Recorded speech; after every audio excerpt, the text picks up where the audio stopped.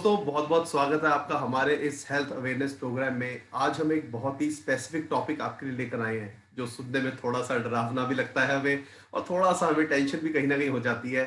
और वो है कैंसर अवेयरनेस के ऊपर। और इस चर्चा को हमारे बीच आगे बढ़ाएंगे जाने माने cancer specialist and radiation oncologist doctor Jaskaran Singh Sethi. Sir बहुत बहुत स्वागत है आपका हमारे इस हेल्थ अवेयरनेस प्रोग्राम में। नमस्ते। जैसा कि हम देखते हैं कि वर्ड बड़ा घबराने वाला वर्ड है, हम खुद भी अवॉइड करते हैं इसको बोलना। तो क्या है ऐसा, ये कैंसर होता क्या है? देखो ऐसा है कि आप बिल्कुल सही कह रहे हो कि कैंसर एक बड़ा डरावना शब्द है। कैंसर सुनते ही बहुत से लोगों में एक बहुत ही डर पैदा हो जाता है, लेकिन ऐसी चीज़ नहीं है। कैंसर कोई इन्फेक्शन नहीं है, कैंसर कोई ऐसी चीज़ नहीं है। ये हमारे ही शरीर के वो सेल्स हैं, जो कहीं न कहीं मरना भूल गए हैं। हमारे शरीर में सेल्स कंटिन्यूअसली ग्रो करते हैं। After a certain cell life the cells die. उन सेल्स की मौत हो जाती है, बट जब ये सेल्स मरते नहीं हैं और बहुत ही ज्यादा तेजी से मल्टीप्लाई करने लग जाते हैं, तो ये ट्यूमर या कैंसर बन जाते हैं। तो सर इसका कारण क्या होता है, ये डेवलप क्यों होते हैं? क्या ऐसा प्रोसेस होता है हमारी बॉडी में जो इनको लीड करता है कि इसकी एबनॉर्मल ग्रोथ होती है? देखिए, इसके लिए बहुत से कारण हैं जिनकी वजह से कैंसर बन सकता है। लेकिन मेन चीज़ जो होती है हमारे सेल के अंदर, हमारे जेनेटिक मटेरियल होता है, हमारा डीएनएज़ होते हैं। ये चीज़ें जो हैं इनके ऊपर कहीं न कहीं factors like lifestyle factors, chemical factors, radiation for that matter, ये सब चीज़ें जाके अफ़ेक्ट करती हैं और वहाँ म्यूटेशन कॉज़ करती हैं, एक तरफ का बदलाव कॉज़ करती हैं, जिसका ये प्रभाव होता है कि ये सेल बहुत ही ज़्यादा तेज़ी से बढ़ने लग जाते हैं और इनकी जो डिवीज़न होती है, वो अनरेगुलेटेड हो जाती है या उसके ऊपर कोई कंट्रोल नहीं रहता बॉडी का। इसकी वजह से इन सेल्स का कंटीन्यूअसली बढ़ने की वजह से ट्यूमर या कैंसर उत्पन्न होते हैं। Sir like when we talk about cancer, it's a very general term cancer की हम जब बात करते हैं, but when we talk about some specific cancers तो कितने तरह के होते हैं, वो थोड़ा आप हमें हमारे ऑडियंस को बताएं। देखिए, कैंसर्स को हम मोटे तौर पे 2 तरीके का डिवाइड कर सकते हैं। वो कैंसर्स जो हमारे बॉडी के ऑर्गन से उत्पन्न हुए हैं और वो कैंसर्स जो ब्लड के हैं। उसके बाद आगे चलते हुए इनके और भी सब टाइप्स या सेल लाइन्स के ऊपर कि बॉडी की कौन-सी कोशिकाओं से ये डेवलप हुए हैं, उसके ऊपर भी क्लासिफिकेशन होती है। जैसे कि जो हमारे सेल्स, जैसे हमारे कैंसर्स जो मसल से डेवलप होते हैं, वो सार्कोमास होते हैं। जबकि जो हमारे कैंसर्स म्यूकोज़ल सर्फेसेज़ या एपिथेलियल सर्फेसेज़, जो कि जैसे हमारा सबसे ईज़ी एग्ज़ाम्पल, एक कॉमन एग्ज़ाम्पल दूँ पब्लिक के लिए, तो ये है कि जैसे मुँह के अंदर, हमारे लिप्स के अंदर का वो सॉफ्ट पार्ट, ये एपिथेलियल सरफेस होता है। यहाँ से इस तरीके की कोशिकाओं से जो कैंसर डेवलप करते हैं, वो कार्सिनोमाज़ होते हैं।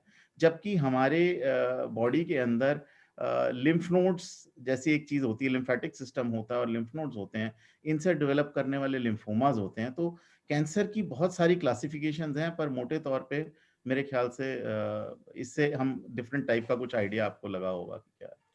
सर हम देख सकते हैं कि बहुत सारी मार्केट एजेंसीज होती हैं, बहुत एनजीओज होती हैं, काफी सारी रिसर्च होती रहती है इस मेडिकल साइंस में। तो अगर हम ऑन्कोलॉजी की या कैंसर की, तो सर इसका स्टैटिस्टिक्स आपके अकॉर्डिंग क्या है हमारे इंडिया में, और क्या आगे फर्दर इसका हो सकता है? देखिए, कैंसर जो है, इसका स्टैटिस्टिक्स अगर हम बात करें विश्व की और फिर भारत की, तो ये एक ऐसी बीमारी है जो पिछले 2-3 डिकेड्स में या दशकों में बहुत तेज़ी से बढ़ी है। ये आज आज की डेट में one of the leading top 5 leading causes बीमारियों हम कह में, सकते हैं। कॉजेज़ या बीमारियों में आती है। एक बड़ी इंटरेस्टिंग बात बताऊँ, इंडिया में अगर हम बात करें इंडिया की, तो इंडिया में हम लोग ये सोचते थे कि ज़्यादा कैंसर्स जो है वो सिटीज़ में है, जो कि है भी, लेकिन ऑफ लेट पिछले एक डिकेड में ये डिस्कवर किया गया है कि इंडिया का सबसे ज्यादा कैंसर का रेट नॉर्थ ईस्ट में है, which came as a big surprise even for researchers in oncology कि कैंसर जो है वो नॉर्थ ईस्ट में ज्यादा पाया जा रहा है। जब हम बात करते हैं कैंसर्स की इंसिडेंस की, तो ऐसे क्लासिफाई करना कि इतने हजार लोगों में कैंसर है बड़ा ही वेग हो जाता है। इसमें बेटर ये है कि हम ये समझें कि कौन से कैंसर हमारी सोसाइटी में ज्यादा प्रेवेलेंट है। अगर इंडिया की बात करें तो हम मेल्स की बात करें तो हेड एंड नेक कैंसर्स, मुंह और गले के कैंसर्स सबसे कॉमन है। इसके बाद प्रोस्टेट का कैंसर, लंग का कैंसर जो है वो भी काफी कॉमन है। और उसके बाद बाकी कैंसर आते हैं। टॉप 3 कैंसर्स में हम ये मान सकते हैं। अगर हम लेडीज की बात करें तो लेडीज में जो टॉप मोस्ट कैंसर इस वक्त है वो ब्रेस्ट है। ब्रेस्ट के बाद सर्विक्स, और उसके बाद फिर ओवरी, गॉल ब्लैडर, ये सब कैंसर्स। और फिर कहीं ना कहीं, ये मैं सॉलिड कैंसर्स की बात कर रहा हूँ, जो ब्लड कैंसर वगैरह वो अलग श्रेणी में चलते हैं। तो सर, क्या ऐसे नोटिसेबल सिम्टम्स होते होंगे या हमें लगे कि क्या चेंजेस ऐसे हमारी बॉडी में आ रहे हैं जो ये थोड़ा संकेत दे कि हमें इस तरफ भी अपना टेस्ट कराना चाहिए या डायग्नोसिस कराना चाहिए इस चीज का? कुछ ऐसे सिम्टम्स भी होते हैं जो नोटिसेबल हो? हाँ, ऐसे सिम्टम्स हैं। और हमको ये समझना है कि कैंसर के सिम्टम्स जो होते हैं वो दो तरीके के होते हैं। एक, जो जनरलाइज सिम्टम्स हमारी बॉडी में आते हैं बिकॉज ऑफ कैंसर, जिन्हें हम जनरल सिम्टम्स ऑफ कैंसर बोलते हैं। और दूसरा, एरिया जहाँ पे कैंसर डेवलप हो रहा होता है उस एरिया के सिम्टम्स।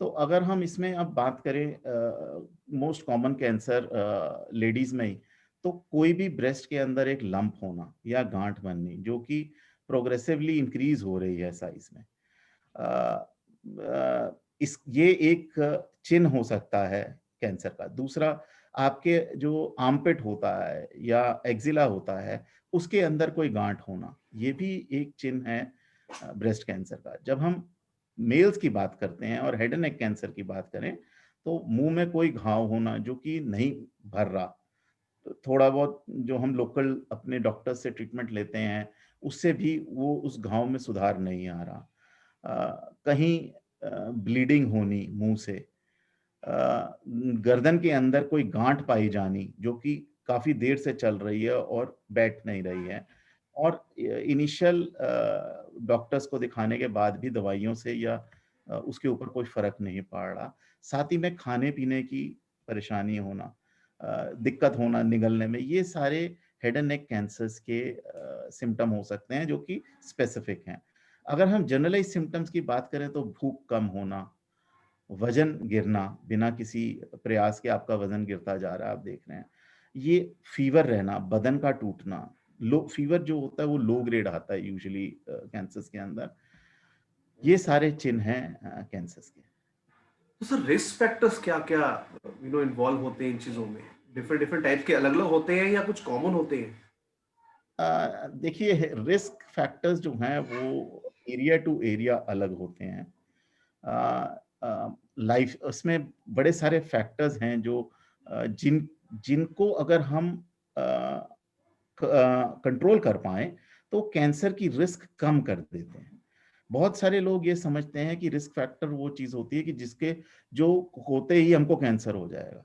ऐसा नहीं है, ये वो चीजें हैं जिनका अगर हम कहीं ना कहीं अपनी जीवन शैली में बदलाव लाएं और चेंज करें तो ये कैंसर की प्रोबेबिलिटी को कम कर देता मतलब आपका है। कहना है जैसे कि prevention is better than cure वाली आप बात कहना चाहते ऑफ हैं? कोर्स ये कहना ये चाहते चीज हैं? तो पूरे ही हेल्थ केयर कॉन्सेप्ट में इम्पोर्टेंट है, और कैंसर में तो बहुत ही ज्यादा इम्पोर्टेंट है कि अगर हम प्रिवेंट कर सकते हैं तो बहुत अच्छा है, अगर प्रिवेंट नहीं कर सकते तो जल्दी पकड़े तो और भी अच्छा है। क्योंकि प्रिवेंशन बारी आपके हाथ में नहीं है। प्रिवेंशन के लिए सिर्फ फैक्टर्स, रिस्क फैक्टर्स, जैसे कि अगर हम कहें कैंसर के रिस्क फैक्टर्स, तो यूज ऑफ टबैको, स्मोकिंग, ये बहुत बड़े रिस्क फैक्टर्स हैं जो जिसकी वजह से बहुत से कैंसर होते हैं। उसके बाद अल्कोहल या मदिरा का सेवन करना, ये एक और रिस्क फैक्टर है। जब ये दोनों चीजें मिल जाती हैं तो रिस्क मैनीफोल्ड इंक्रीज हो जाती है, कई गुना बढ़ जाती है। इसके बाद हमारा लाइफस्टाइल, लाइफस्टाइल में बहुत इंपॉर्टेंट फैक्ट जो पिछले कुछ डिकेड्स में उभर के आया है वो है आपका बॉडी मास इंडेक्स, बीएमआई, या बीएमआई। आपका वजन, आपका वेस्ट हिप रेशियो। ये बड़ी इंपॉर्टेंट पैरामीटर्स हैं जिनका कि काफी कैंसर्स के साथ संबंध देखा गया है। अ, उसके बाद हम और बात करें तो आपका exposure to different kind of chemicals, ठीक है कि नहीं, आपका खान पान, आप कितना फैट ले रहे हैं अपने खाने में, आप एक्सरसाइज रेगुलरली करते हैं कि नहीं करते हैं, क्या आप बहुत ज्यादा प्रोसेस्ड खाना खा रहे हैं, ये सब चीजें जो हैं ये कहीं ना कहीं कैंसर का रिस्क बढ़ाती हैं। सर, अगर हम बात करें आपकी स्पेशलिटी की, जैसे हम जहाँ तक हमारी नॉलेज है कि हम 3 तरह की आई थिंक मेन कैटेगरीज़ होती है ट्रीटमेंट के अंदर, कि एक तो होगी मेडिकल, कि हमने मेडिसिन्स के थ्रू इसको ट्रीटमेंट कर रहे हैं। एक होता है सर्जिकल और एक होता है रेडिएशन। अगर हम आपकी बात करें, आप एक रेडिएशन ऑन्कोलॉजिस्ट हैं, तो आप थोड़ा अपनी स्पेशलिटी के बारे में बताइए और क्या इसका इफ़ेक्ट है कैंसर की ट्रीटमेंट में, उसको उसको क्योर लेवल में कितना फ़र्क पड़ता है? हाँ, अच्छा क्वेश्चन है। बहुत से लोगों को इतना ज्ञान नहीं है जितना आपको है, लेकिन मैं जनरल पब्लिक के लिए ये बताना चाहूंगा कि देखिए, कैंसर जब एक बार डायग्नोज हो जाता है तो उसको ट्रीट करने से पहले उसकी एक स्टेजिंग की करनी बहुत ही अनिवार्य होती है। पहली चीज हमारी, मैं थोड़ा सा आपके क्वेश्चन से डाइग्रेस कर रहा हूं, लेकिन मैं ये बहुत इंपॉर्टेंट फैक्ट आज आपके माध्यम से जनरल पब्लिक को पहुंचाना चाहता हूं कि हमारे बहुत से भाई बहन में ये वहम है कि कैंसर की बायोप्सी लेने से वो फैल जाता है। कैंसर का डायग्नोस करने के लिए सबसे पहली चीज है, और जो सबसे मूल आप ये इन्वेस्टिगेशन कहिए, वो ये है कि हमारे को वो टिश्यू चाहिए जहां से ये प्रूव कर पाए कि ये कैंसर है। और इसका सबसे आसान तरीका करने का बायोप्सी या फाइन नीडल एस्पिरेशन साइटोलॉजी, जिसे एफएनएससी भी कहा जाता है, वो होता है। ये एक बेसिक जांच है जिससे कि हम कैंसर का डायग्नोसिस लगाते हैं। एक बार ये कैंसर का डायग्नोसिस किसी व्यक्ति में लग जाता है तो ये बहुत आवश्यक होता है कि हम उसको आगे स्टेजिंग करें उसकी, क्योंकि ट्रीटमेंट के लिए स्टेजिंग करनी बड़ी इंपॉर्टेंट होती है। जो वर्ल्ड वाइड स्टेजिंग होती है कैंसर्स की, वो 3 पैरामीटर्स पे की जाती है। ट्यूमर कैसा है, उसको हम टी स्टेज बोलते हैं। वो उसकी 4 कैटेगरी होती है, 1 2 3 4। सिमिलरली जो ट्यूमर होता है उसके आसपास, मैंने आपको पहले भी स्टॉक में एक लिम्फेटिक सिस्टम का वर्ड जी, प्रयोग किया था। जी। ये कुछ ऐसी हमारे शरीर में प्रणाली है जो कि कैंसर या किसी भी बीमारी को पूरे शरीर में फैलने से पहले काबू करने का एक एक तरीके से बॉडी का डिफेंस मैकेनिज्म होता है, वो होता है लिम्फ नोड्स। तो ये बीमारी जो है वो उठ के लिम्फ नोड्स में जाती है, उसकी स्टेजिंग की जाती है कि आसपास के लिम्फ नोड्स में कैसी है। और उसके बाद तीसरी स्टेज होती है एम स्टेज, जिसे कि हम बोलते हैं कि कैंसर का शरीर में फैलाव हुआ है कि नहीं। जैसे कि हम अगर बात करें आज ब्रेस्ट कैंसर की, या ये सर्वाइकल कैंसर मंथ चल रहा है लेडीज में, तो सर्वाइकल कैंसर में जो बच्चेदानी के मुंह के ऊपर है वहां कैंसर होता है, लेकिन उसकी वजह से पूरे के पूरे चूल्हे में और कई बारी रीढ़ के हड्डी के साथ साथ ऊपर तक गांठें पाई जाती हैं, जिसे कि हम लिम्फ नोड्स बोलते हैं। लेकिन अगर ये एंड स्टेजिंग बताता है। और उसके बाद अगर हम बात करें कि ये कैंसर अगर कहीं लिवर में या जिगर में चला गया है या फेफड़े लंग्स में चला गया है, तो फिर हम बोलते हैं कि ये मेटास्टेटिक हो गया है। अब जब हम एक बारी स्टेजिंग कर लेते हैं पेशेंट की, फिर बात आता है इसका ट्रीटमेंट प्लान का, कि भाई इसका ट्रीटमेंट किस प्रकार से किया जाए। जो ट्रीटमेंट है, आपने बिल्कुल ठीक कहा, मुख्य तौर पे 3 तरीके का ट्रीटमेंट अवेलेबल है। सर्जरी, कीमोथेरेपी या मेडिकल ऑन्कोलॉजिस्ट जो करते हैं, और तीसरा रेडिएशन। रेडिएशन एक ऐसा ट्रीटमेंट है जो कि एक्सरे की किरणों से या कोबाल्ट मशीन आती है उसकी किरणों से किया जाता है, गामा रेज के साथ, जिसमें कि बिना किसी सर्जिकल प्रोसीजर के या इन्वेजिव प्रोसीजर के कैंसर को एक तरीके से नष्ट किया जाता है with the help of these raise. इसके लिए पहले मशीन आती थी कोबाल्ट थेरेपी, जो कि आजकल जिसका प्रचलन कम होता जा रहा है क्योंकि उसकी कुछ अपनी प्रॉब्लम्स थी। आजकल जो मेन मशीनें हैं कैंसर में, रेडिएशन में, उनमें लीनियर एक्सेलरेटर नाम से एक मशीन है जो कि एक्सरेज का प्रयोग करती है। और ये एक्सरे से और इलेक्ट्रॉन थेरेपी से सतह पे रहने वाले कैंसर जैसे स्किन कैंसर वगैरह को इलेक्ट्रॉन से ट्रीट किया जाता है, जबकि डीप सीटेड ट्यूमर्स जैसे कि पेट के कैंसर्स या चूल्हे के कैंसर्स, इसोफेजियल कैंसर, इन सबको एक्सरे के माध्यम से ट्रीट किया जाता है। तो सर इसका सक्सेस रेट कितना है, मतलब कितना परसेंट ट्रीटमेंट हम कह सकते हैं कि हाँ कामयाब है रेडिएशन से?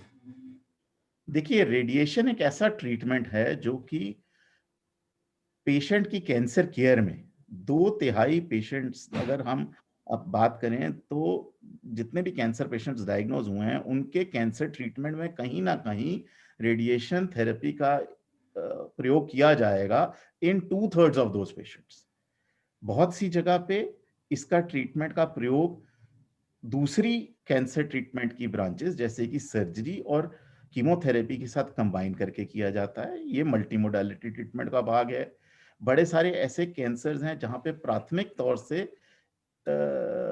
रेडिएशन थेरेपी का प्रयोग किया जाता है, जैसे कि सीएस सर्विक्स, लेडीज के अंदर ही जो बच्चेदानी के मुंह का कैंसर है, उसमें रेडिएशन एक अभिन्न अंग है ट्रीटमेंट का।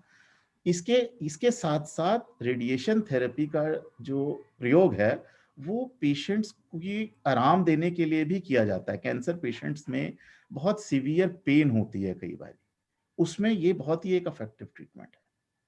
उसके बाद कई बारी ब्लीडिंग्स होती हैं ऐसी जो कंट्रोल नहीं होती विद मेडिसिन, उसके लिए सर्जिकल या कैंसर ट्रीटमेंट या रेडिएशन ट्रीटमेंट फिर से कैंसर थेरेपी में प्रयोग किया जाता है। सर एक बात बताइए कि क्या ऐसी एक्टिविटीज हैं आपके अकॉर्डिंग, क्या ऐसी एक्टिविटीज हैं जो कि हमारे सिम्टम्स को वर्स करती हैं?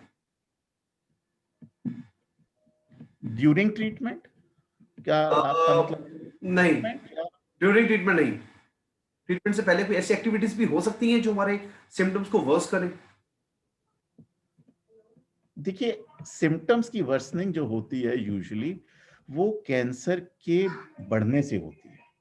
बहुत से ओके। जैसे कि हम इसोफिजियल कैंसर की बात करें, खाने की नली के कैंसर की, तो खाने की नली का जो कैंसर है जैसे जैसे वो बढ़ेगा, आदमी का खाना सॉलिड फूड से सेमी सॉलिड पे आएगा और सेमी सॉलिड से लिक्विड पे आएगा, और फिर एक स्टेज ऐसी भी आएगी कि खाना नहीं खाया जा रहा बिल्कुल।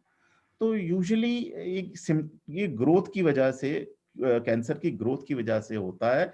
हाँ, अब अगर हम बात एट द सेम टाइम गले और मुंह के कैंसर की बात करते हैं, तो अगर आपको कैंसर है, डिटेक्ट हो गया है और अभी आप इलाज करा रहे हैं या आपका इलाज खत्म भी हो गया है या आप इलाज के लिए जाने के इच्छुक हैं, तो इसके दौरान स्मोकिंग करना, अल्कोहल का सेवन करना, ये चीजें जो हैं ये वो चीजें खराब उसको बहुत बिगाड़ सकती है सिम्टम्स को ज्यादा। और सिम्टम्स को और ज्यादा प्रोफाउंड कर सकती हैं। तो सर जैसे आपने हमें बड़ा अच्छा इन्फॉर्मेशन दी अभी के डिफरेंट डिफरेंट स्टेजेस के ऊपर, टाइप्स के ऊपर, डायग्नोसिस क्या क्या अवेलेबल है हमारे इंडिया में या हमारी मेडिकल थेरेपीज में? कितने तरह के डायग्नोसिस अवेलेबल हैं इसके, जैसे कोई देखिए, कोई जो स्कैन है, कोई डायग्नोसिस एक्सरे है, है? अगर हाँ, अगर कैंसर के डायग्नोसिस की बात करें तो सबसे पहली चीज डायग्नोसिस में एक डॉक्टर से कंसल्टेशन है।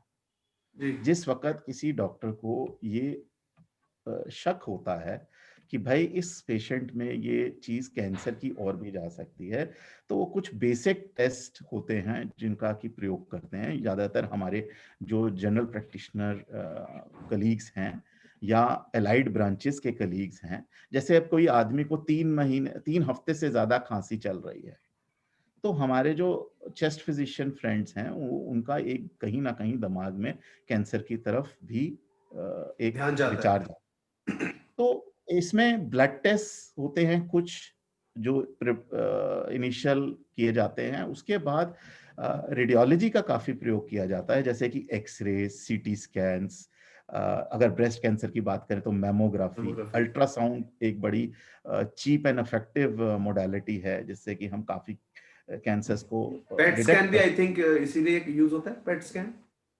हाँ, एमआरआई, और फिर एक बारी सपोज कीजिए अब हम ने उसके बाद पकड़ लिया कि इस अंग में ये गांठ है या रसौली है, उसकी बायोप्सी हो गई, तो फिर उसके बाद हम लोग स्टेजिंग के लिए आजकल पेट स्कैन का काफी प्रयोग कर रहे हैं, क्योंकि पेट स्कैन एक सिंगल स्कैन है जो पूरी बॉडी का एक स्कैन है, और ये हमको काफ़ी अच्छी इन्फॉर्मेशन दे देता है कैंसर कहाँ से निकला है, कहाँ से उत्पन्न हुआ है और क्या ये फैला है, नहीं फैला है उसके बारे सर आपने बड़ा अच्छा बताया डायग्नोसिस के बारे में। एक चीज़ हमारी ऑडियंस को आप और बताइए कि क्या प्रिपरेशन ऐसी चाहिए हमें इन डायग्नोस्टिक्स के लिए, खासकर रेडियोलॉजी के जो हम डायग्नोस्टिक टेस्ट की बात करते हैं, कुछ खास प्रिपरेशन भी चाहिए होती है उनके लिए हमें?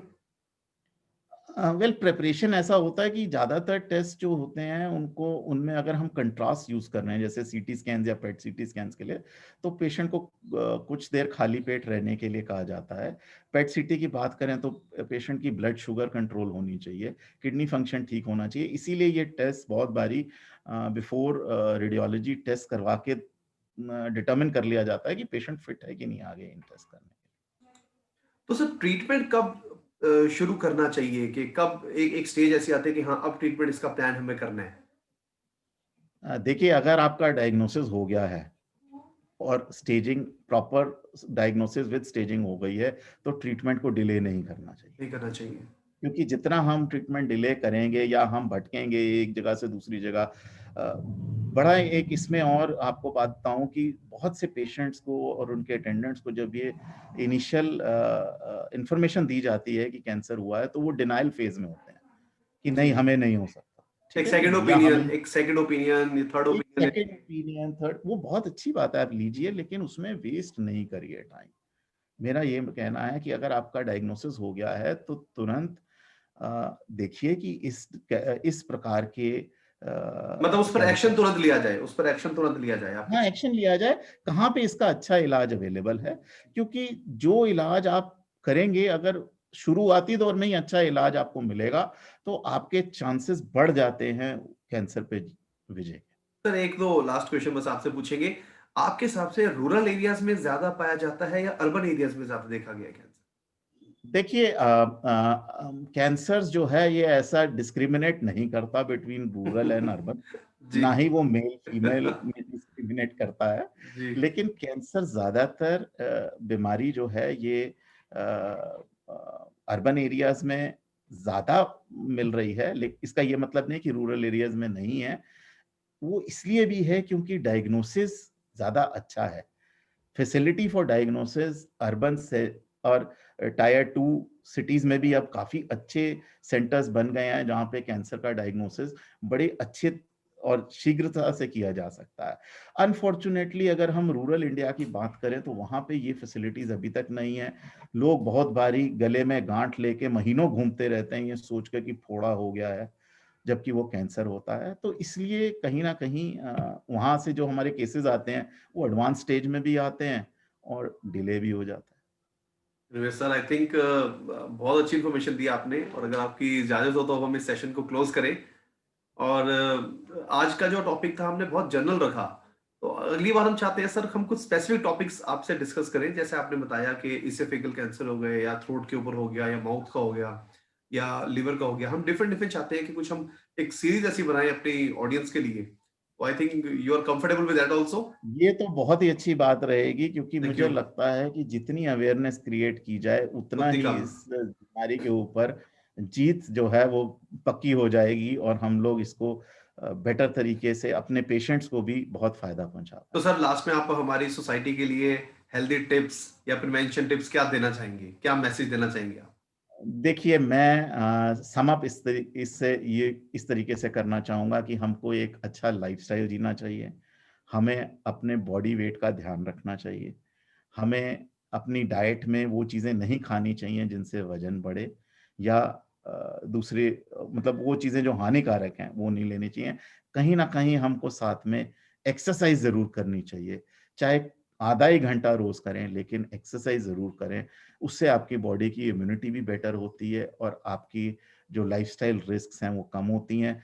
अगर मेरे ये मैसेज स्पेशली मेरे उन भाई लोगों के लिए या बहनों के लिए भी आजकल क्योंकि जो स्मोकिंग या पान या जी जी। तंबाकू का सेवन करते हैं प्लीज इस चीज से दूर रहिए और शराब का प्रयोग ना करें तभी उचित है।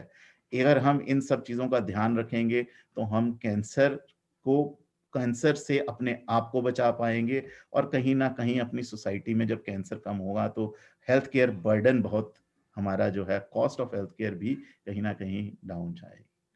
Thank you so much sir. तो दोस्तों, ये थे हमारे बीच जाने माने radiation oncologist, cancer specialist doctor Jaskaran Singh Sethi. Sir ने हमें बहुत अच्छी इन्फॉर्मेशन दी और हम चाहते हैं हम सभी स्वस्थ रहें और मस्त रहें। और हम चाहते हैं कि हमें किसी भी तरह की प्रॉब्लम ना हो। I am damn sure sir का भी यही मैसेज है पूरी सोसाइटी के लिए। बट किसी भी तरह की अगर आपको कुछ प्रॉब्लम या कुछ भी आपको कॉम्प्लिकेशन लगती है, प्लीज आप अपने डॉक्टर या हेल्थ केयर प्रोवाइडर से जरूर संपर्क करें और इन चीजों को डिले ना करें। तो इसी के साथ उम्मीद करते हैं आपको हमारा प्रोग्राम बहुत पसंद आया होगा और आगे भी हम चाहेंगे कुछ स्पेसिफिक प्रोग्राम्स आपके लिए लेकर आए।